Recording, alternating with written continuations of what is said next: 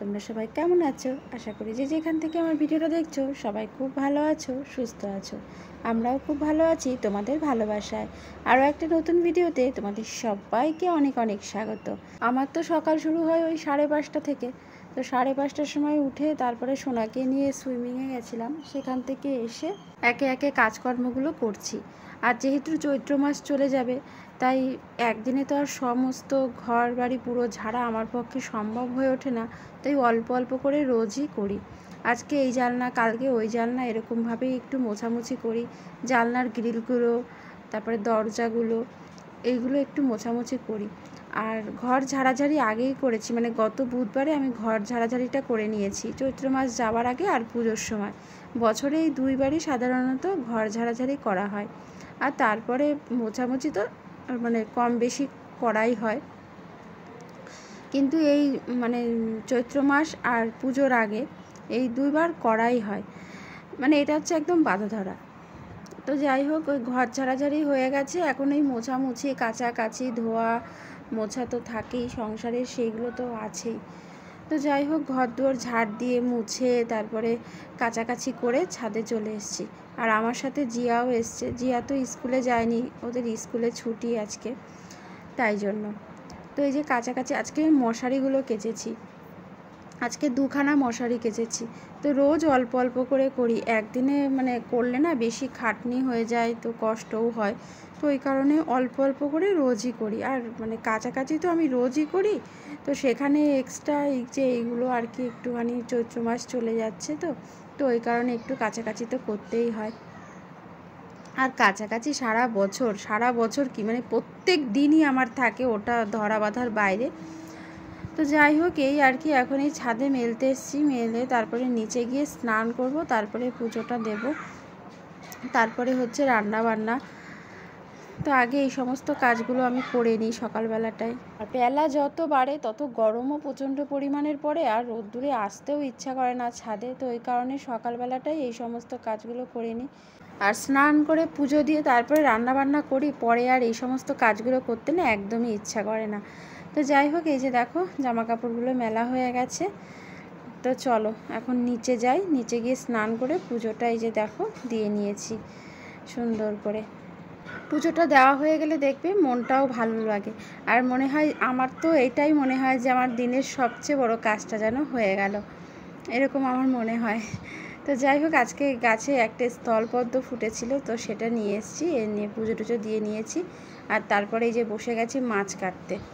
এখানে হচ্ছে পুঁটি মাছ খেতে তো খুবই ভালোবাসি, কিন্তু ওই যে কাটার মানে একটা কষ্ট। আর মানে এই পুঁটি মাছ, ছোটো ছোটো মাছ না কেটে দিতে চায় না, তো ওই কারণে হাজব্যান্ড নিয়ে এসছে। তো আমি এখন এই বসে বসে কেটে নিচ্ছি। তো আর এই মাছ কাটার একটা ঝামেলা, বড্ড ঝামেলা। মাছটা কেটে তারপরে সকালে টিফিন খাবো, এখনও খাইনি কিছু। ওরা খেয়ে নিয়েছে, রুটি তরকারি করেছিলাম, ওরা খেয়ে নিয়েছে। আমি এই মাছটা কেটে ধুয়ে পরিষ্কার করে রেখে তারপরে হচ্ছে একটু খাবো। আর আমার আজকে রুটি তরকারি একদমই খেতে ইচ্ছে করছে না, তো ভেবেছি একটুখানি অন্য কিছু খাবো। তো দেখি কি খাই। আগে অনেক পুঁটি মাছ খাওয়া হতো, যখন বাপের বাড়িতে যেতাম, মা যখন বেঁচে ছিল তখন বাপের বাড়িতে গেলে মা এরকম পুঁটি মাছ করতো, তো বেশ ভালো লাগতো খেতে। এখন না সেমন খাওয়া হয় না। আর এই মানে নিজে খেতে ইচ্ছে করে বলতে এই কাটার সমস্যার জন্য আনতে একদমই না বলি হাজব্যান্ডকে। তবুও ওই মাঝে মধ্যে একটু নিয়ে আসে যখন খুব খেতে ইচ্ছে হয় তখন, না হলে সচরাচর আনে না এই সমস্ত মাছ, ওই কাটার ঝামেলা। তবে মাছগুলো বেশ বড় বড় আছে আর একদম টাটকা আছে, তো এই কারণে কাটতে বেশি সময় লাগছে না। তো প্রথমে আমি সব মাছের আঁশগুলো হচ্ছে ছাড়িয়ে নিয়েছি, এখন শুধু ওই লেজ আর পেটটা কেটে নিচ্ছি। চলো বন্ধুরা, মাছ কাটতে তো অনেকটা সময় লাগবে, আর এতগুলো কাটা হয়ে গেছে, আর এই বাটির কটা কাটতে বাকি আছে, মানে বেশিরভাগটা কাটা হয়ে গেছে। তো চলো কেটে ধুয়ে তারপরে আবার ফিরে আসছি, তোমরা দেখতে থেকো। মাছ কেটে ধুয়ে পরিষ্কার করে রেখে দিয়েছি, আর এখন এই যে একটু মুড়ি আর মিষ্টি নিয়ে নিচ্ছি। আজকে না আমি সকালবেলায় মুড়ি মিষ্টি খাবো, আমার না রুটি খেতে একদম ভালো লাগছে না, তাই জন্য। কি বলো তো, প্রত্যেক দিন রুটি খেতে আমার আবার একদমই ভালো লাগে না, ওই কারণে আজকে মুড়ি মিষ্টি খেলাম। আর খেয়ে দিয়ে এসে এই যে রান্না করছি। তো এই পুঁটি মাছটা করলাম, একটু আলু, পেঁয়াজ, কালো জিরে, কাঁচা লঙ্কা দিয়ে একটু চচ্চড়ি মতন করলাম, বেশ ভালো লাগে খেতে এইভাবে। তো দেখো মোটামুটি হয়েই গেছে, আর এই যে নামিয়েও নিয়েছি। গরম গরম ভাত দিয়ে বেশ ভালো লাগে খেতে। আর এখানে এই যে চিকেন হচ্ছে, আলু দিয়ে চিকেন। তো এই হচ্ছে আজকের মেনু, আর বেশি কিছু করিনি, পুঁটি মাছ আর চিকেন এইটাই রান্না হচ্ছে। তো চলো চিকেনটা ভালো করে কষিয়ে নিচ্ছি,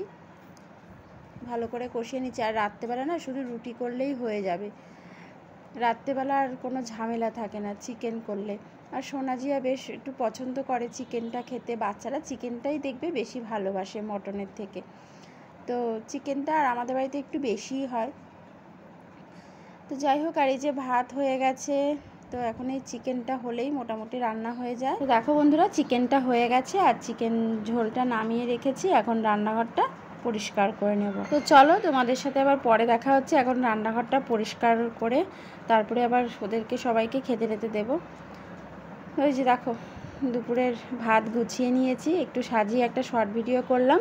মোচা ঘন্ট, কালকে মোচা ঘন্ট করেছিলাম, সেই মোচা ঘন্ট ছিল, মোচা ঘন্ট, মাংস আর পুঁটি মাছের চচ্চড়ি। খাওয়া দাওয়া করে তারপরে এই যে একটু ফল নিয়ে বসেছি, একটু ফল খাবো। আর এই যে দেখো জিয়াও খাচ্ছে ফল, সোনা, জিয়া, আমি সবাই মিলেই খাচ্ছি। সাথে যে একটু ফ্রিজে মিষ্টি ছিল, সন্দেশটাও নিয়ে এসেছি। বন্ধুরা চলো তোমাদের সাথে পরে দেখা হবে। গুড ইভিনিং বন্ধুরা। তো দেখো আজকে সন্ধ্যাবেলা না একটু মোমো বানাবো, তার জন্য আজকে দুপুরবেলা চিকেন রান্না করেছি, ওখান থেকে একটু সলিড পিস ফ্রিজে রেখে দিয়েছিলাম আগেই। তো সেই সলিড পিস আদা কাঁচা লঙ্কা দিয়ে একসাথে পেস্ট করে নিয়েছি চিকেনটা। আর এখানে একটু সবজি নিয়েছি, সবজি বলতে একটু বিনস, একটু গাজর, একটু পেঁয়াজ, একটু কাঁচা লঙ্কা কুচি, আর একটু লবণ দিয়ে দিলাম স্বাদ মতন, আর দিয়ে দিচ্ছি লেবুর রসটা দিলে কিন্তু বেশ ভালো হয় জানো তো। আর দিয়ে দেবো একটু গোলমরিচ গুঁড়োটা অল্প করেই দেবো, যেহেতু কাঁচা লঙ্কা কুচি দিয়েছি, আবার সোনাজিয়াও খাবে, ওই কারণে অল্প করে দিলাম। আর এখন এই যে ময়দাটা মেখে নিচ্ছি।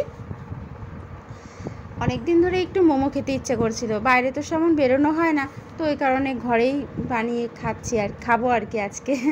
তো যাই হোক, এখানে ময়দাটা মাখা হয়ে গেছে, আর এখন এই যে চিকেন দিয়ে আর সবজির সাথে ভালো করে মেখে নেব। তার আগে একটুখানি সয়া সস দিয়ে দিলাম, সয়া সসটা দিলে খুব ভালো হয়। তো ভালো করে এখন মেখে নিচ্ছি, মেখে নিয়ে পুরটা তো রেডি হয়ে যাবে, তারপরে হচ্ছে গড়তে শুরু করে দেবো।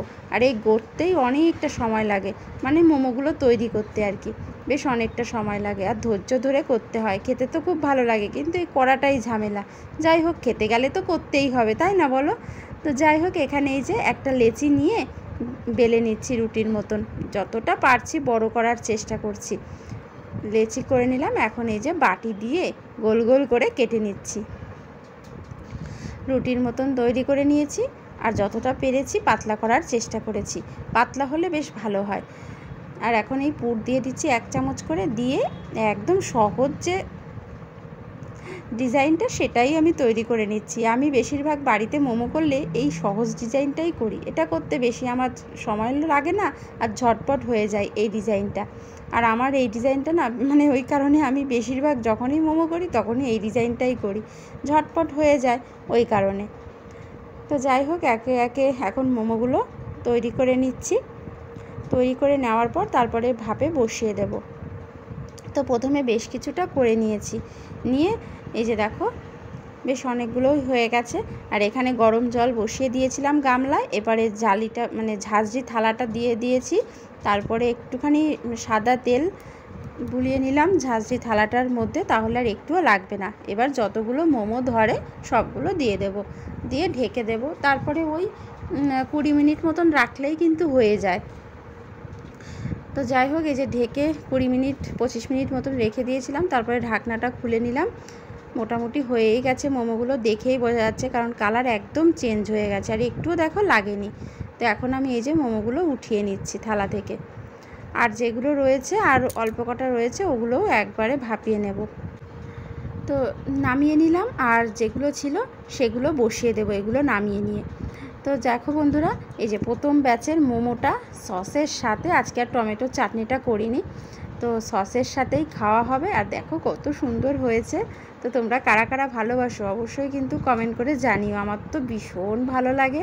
তো চলো বন্ধুরা, আজকের ভিডিওটা এই পর্যন্ত। সবাই ভালো থেকো, দেখা হবে নতুন ভিডিওর সাথে। সবাইকে টাটা।